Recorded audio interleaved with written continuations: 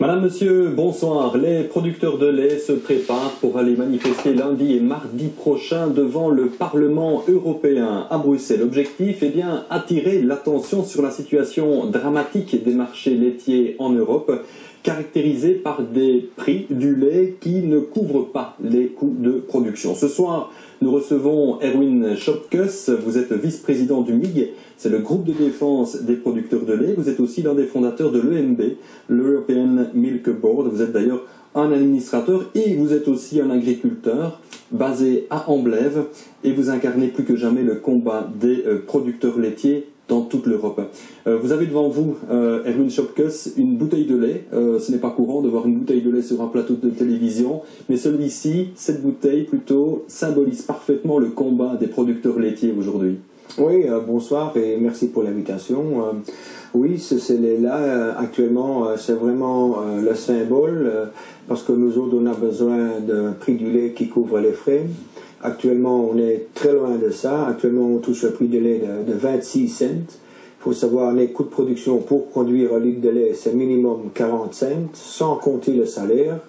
Et on n'arrive pas au bout. Alors à ce moment-là, nous autres, on avait créé notre propre marque, notre propre label, où de chaque litre de lait, il y a 10 cents qui sont versés dans la coopérative et qui sont redistribués entièrement à tous les agriculteurs. Il y en a plus que 500 de toute la Belgique qui participent. Parce que actuellement, avec un prix du lait à 26 cents, les coûts de production ont augmenté de 5 à 6 cents. En principe, on est dans la même situation qu'en 2009, où on touchait un prix du lait à 21-20 cents. Et la situation dans les exploitations, c'est vraiment dramatique. En 2009, on avait encore une réserve financière, une trésorerie. Mais sur les dernières années, le prix du lait il a augmenté un petit peu, mais on est loin d'obtenir un prix. Et maintenant, on n'a pas de réserve et un prix du lait de 26 cents. Les agriculteurs n'arrivent plus à payer leurs vétérinaires, leurs garagistes pour réparer les machines, leurs fournisseurs de matières premières pour nourrir les vaches. Et c'est rembourser leur crédit. Il y en a beaucoup qui remboursent uniquement les intérêts. On ne parle pas du capital. Et il y en a beaucoup qui sont en dépression aussi, et cette situation, c'est une catastrophe pour l'agriculture en Wallonie, mais pas uniquement en Wallonie, vraiment dans toute l'Europe. Vous parlez de 26 cents le litre. Pour que une exploitation agricole soit rentable, il faudrait que le prix soit de combien? Actuellement, c'est minimum 40 cents, sans compter la main-d'œuvre. Il faut bien savoir, moi, actuellement, à la ferme, je produis plus ou moins 1000 litres de lait par jour. Et vous avez combien de vaches? J'ai 65 vaches, 1000 litres de lait par jour. Oui, c'est 6000 litres de lait en moyenne pour qu'une vache donne. Je travaille sur 60 hectares de terre. Alors j'ai chaque jour 1000 litres de lait que je vends avec un prix de 26 cents ou même à 30 cents. Ça fait 300 € que je récupère de la laiterie chaque jour. Alors si moi je travaille minimum 10 heures par jour, tous les jours, il faut bien savoir, un agriculteur il doit travailler 2 fois par jour. Week-end de compris évidemment. Week-end, tout ça. Alors si je me compte un salaire, je dis 8 € ou 9 € par heure, il faut le faire par 3, je crois que tout le monde le sait. Alors c'est-à-dire que je devais payer 24 € à l'heure. 10 heures fois 24 €, ça fait 240 €. Si maintenant moi je reçois 300 € de ma laiterie pour la fiche de lait, je n'arrive pas à payer. J'ai juste me payer la salaire, mais pour payer toutes les factures, c'est impossible. Alors qu'est-ce qu'on fait? Actuellement, on travaille gratuitement, on ne se prend pas de salaire, on est content qu'on a des parents ou des enfants ou des voisins qui nous donnent un coup de main pour faire tout le travail. Et cette situation, à long terme, elle n'est pas tenable, cette situation. Et si l'on vous suit bien, aujourd'hui, il y a des agriculteurs qui travaillent à perte. Ils se lèvent le matin en sachant qu'ils vont perdre de l'argent. Ouais. C'est incroyable. Et pour ça, actuellement, on voit quand même beaucoup, ils abandonnent leurs exploitations. Et à côté de ça, naturellement, on voit aussi une évolution, qu'il y a beaucoup des exploitations qui explosent, avec 500, avec 1000 vaches, même ici en Wallonie, ça commence déjà de se faire. Une agriculture industrielle qui est en train de s'installer, c'est comme dans les porcs, dans les cochons ou des volailles, où les vaches restent dans l'étable, ils ne sortent plus dans les champs, plus dans les prairies, ils sont nourris à fond pour donner du lait. Il va y avoir uniquement une monoculture, c'est-à-dire des champs de maïs, des champs des de céréales, toute la vision, le paysage, l'environnement de la Wallonie va changer, et je crois que c'est ni le but pour nous, les agriculteurs. C'est pas cette agriculture qu'on veut. Mais du moment qu'on ne gagne plus notre vie, on est obligé de le vendre. C'est les banques, les multinationales qui rachètent des fermes, qui mettent de l'argent dans les fermes, et l'agriculteur, il reste juste comme salarié dans une entreprise qui ne lui appartient plus. Ce n'est pas l'agriculture que vous souhaitez, ce n'est certainement pas l'agriculture que le consommateur voudrait non plus. D'ailleurs, je pense que dans votre combat depuis 3 ans, vous avez une forme de soutien de la part des citoyens. Ils vous accompagnent.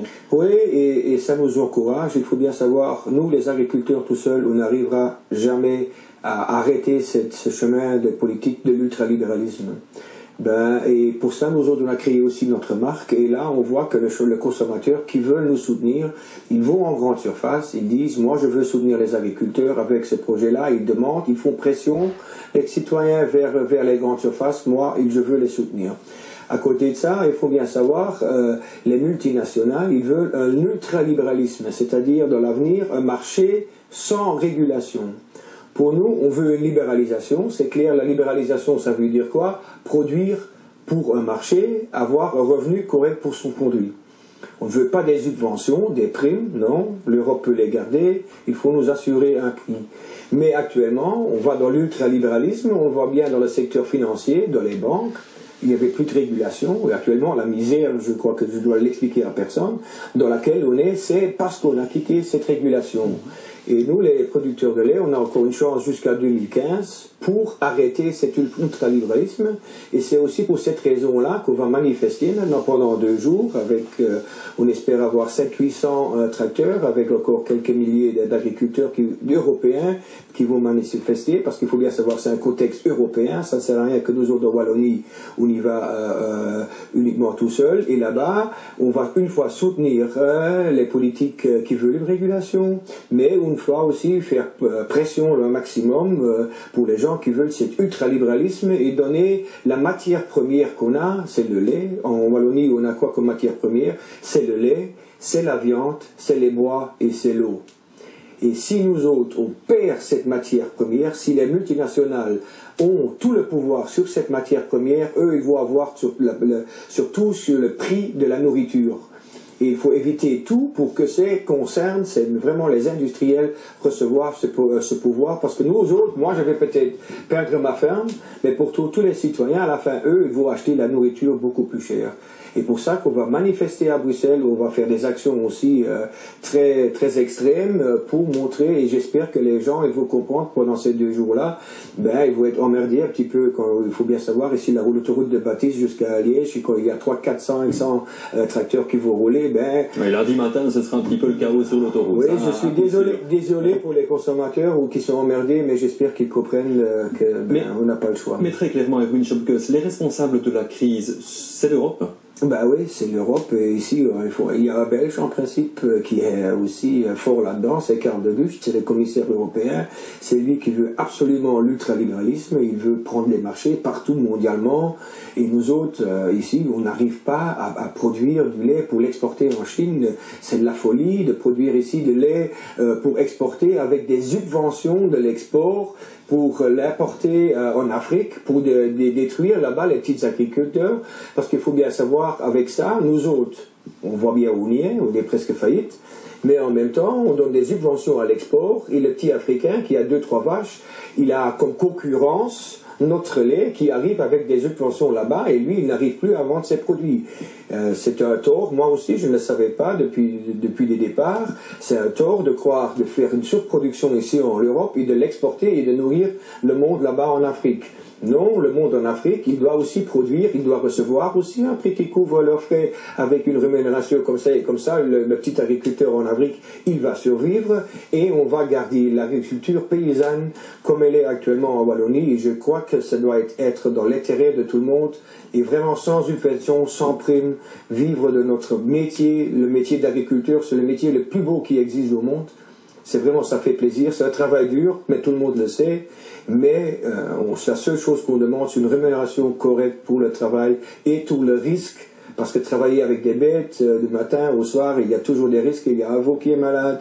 Et pour ça, on veut une rémunération correcte, on ne veut pas devenir riche, mais on veut vivre de notre métier. Vous parlez des primes, des subventions, mais c'est grâce à elles que vous subsistez aujourd'hui. Oui, et ça il faut savoir aussi. La discussion sur la PAC actuellement est en route. On parle de diminution entre 10 et 20, peut-être maximum 20% de diminution des prix. On parle après 19, une diminution de 80% des primes. En principe, moi, j'ai rien contre. En principe, qu'ils gardent leurs primes. Mais actuellement, on ne sait pas survivre sans les primes. On ne sait pas. Si moi, j'ai pas les primes qui vont arriver dans 3 semaines, ben, je n'arrive pas à payer mes dettes et c'est fini. Mais, et puis c'est une raison de plus pour tout le monde agricole, je dis, parce que nous autres, on est aussi un peu responsables nous-mêmes. On attaque les politiciens, oui, mais on s'est laissé faire aussi. Et pour ça, le combat, il est si important de mobiliser tout seul. Les primes vont partir. Il faut qu'on ait un prix qui couvre les frais. Et le plus important aussi avec le salaire, ça ne sert à rien de travailler pour rien. Et les multinationales, eux, ils s'enrichissent sur nos dos. Et nous autres, on est les esclavages sur les exploitations qui nous appartiennent plus. C'est déjà en route. Ça se fait déjà actuellement. Et il faut faire tout pour éviter ça. On se rappelle, Erwin Schopkes, qu'en 2009, vous aviez déversé 3 millions de litres de lait dans des champs. C'était du côté de Ciney. Et 3 millions de litres, eh bien, c'est, pour donner une idée de l'importance de ce que vous aviez déversé, c'est l'équivalent de la production totale en Wallonie. Qu'avez-vous obtenu depuis 2009? Ben, une fois, on a obtenu, et je crois que ça c'est le plus grand succès, on a su, c'était quand même dans 8 pays en Europe, de mener une action commune dans 8 pays, c'était en France, en Allemagne, en Hollande, en Autriche, en Suisse, au Luxembourg, en Belgique, que les agriculteurs lancent un combat ensemble. Jusqu'à présent, on dit chez nous, il faut avoir 3 agriculteurs sous un chapeau, il faut en tuer 2. Non, mais à ce moment-là, on était ensemble, on a mis une force terrible, et ça, je crois que tout le monde qui a participé, c'était génial. Mais à part la démission de la commissaire européenne, Madame Fischer-Boel, qui représentait, d'après vous, le libéralisme à la danoise, parce que cette commissaire venait du Danemark, mais qu'avez-vous obtenu à part cette démission? Après ça, il faut bien, après cette grève du lait, le prix du lait, il a augmenté quand même jusqu'à 30 cents. C'est-à-dire il a augmenté de 5, 6, 7 cents pendant 1 an, 2 ans. Mais après, qu'est-ce qui s'est passé? Il y a encore le libéralisme qui s'est mis en route, on a encore mis une surproduction, et maintenant on est redevenu dans la crise. La seule chose qu'on n'a pas obtenue, et ça il faut bien se rendre compte, de changer un système politique, ça ne se fait pas sur 1 an, ça ne se fait pas avec une action. On a le temps maintenant jusqu'à 2015 pour changer cette politique. Et on est maintenant agréé officiellement à toutes les réunions, à tous les débats au niveau de l'Europe. Il faut revenir en action. Et la chance, on a un nouveau commissaire européen, Dacian Ciolos, qu'on l'a rencontré souvent. Ici même à Francorchamps. Il était à Francorchamps. Et on essaie, on est presque sûr que lui, il va remettre les choses en place. Le dernier vote dans la commission agricole du Parlement européen, elle était 18 contre 17 pour la suppression des quotas. Je crois que ça aussi, il y a 2 ans, c'était encore 30 contre 5. Et pour ça, maintenant, j'étais en Pologne, tous les gens, membres du conseil d'administration de l'EMB, ont fait pression. Et chez nous, c'est différent. Nous autres, on représente la base. C'est les agriculteurs. L'action ici à Bruxelles, si la base, on a lancé cette action, on a dit, voilà, on l'organise, mais si vous, la base, vous ne venez pas, alors nous autres, moi je vais arrêter mon travail. Si la base des agriculteurs n'est pas derrière nous, et ça va se montrer lundi maintenant, si la base est derrière nous. Dans toutes les réunions qu'on y va, c'est les agriculteurs qui vont dans les réunions. Il est temps que nous autres, on redevienne à défendre notre métier nous-mêmes et pas le faire par des gens en cravate, des administrateurs qui ne connaissent pas vraiment la réalité dans les fermes. Et ça, il y a un grand mouvement, il y a un changement de système. Citoyens européens, avec la crise financière, il faut que nous, les citoyens, avec les agriculteurs, qu'on redevienne un ensemble. Vous craignez que la mobilisation soit moins importante que dans le passé? Moi, maintenant, après tout ce que je sais maintenant, ce qui s'est passé depuis les 2-3 dernières semaines, la mobilisation, elle va être vraiment géniale.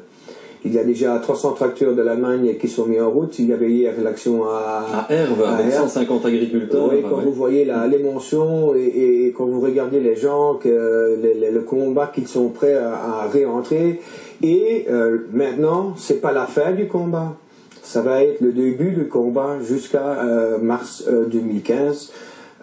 Les gens, ils vont se battre. Et je crois que tout le monde, on se laisse beaucoup faire trop par les gens politiques, par tout ce qui est en route. Je crois que tout le monde, on doit se recommencer à pas se laisser faire. On a peur de réagir, on a peur d'attaquer les politiques.